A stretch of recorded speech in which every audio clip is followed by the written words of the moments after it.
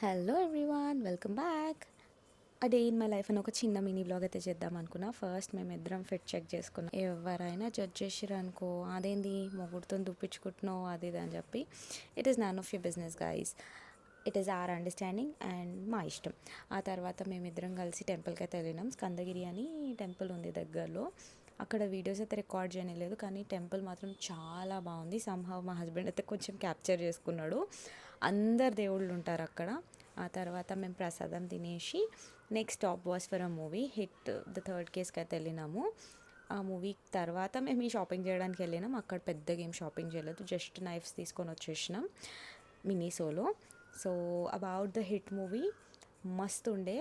After లాగట్ ఇద్దరం కలిసి అయితే పోయినాం నిద్ర చంపుకొని, కానీ వర్త్ వాచింగ్. మాకైతే చాలా నచ్చింది బికాజ్ చాలా వాయిలెన్స్ ఉంది. If you don't like violence, I don't think you will relate, అంటే మీకు నచ్చదు.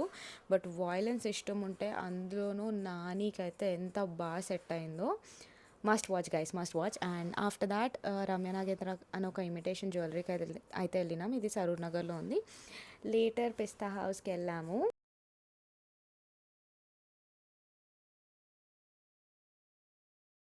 అక్కడ మటన్ మరాగ్ అయితే ఎంత బాగుండేనో. మీరు కూడా ఎప్పుడైనా ట్రై చేస్తారా? చేస్తే కామెంట్స్లో చెప్పండి. Thanks for watching. బాయ్.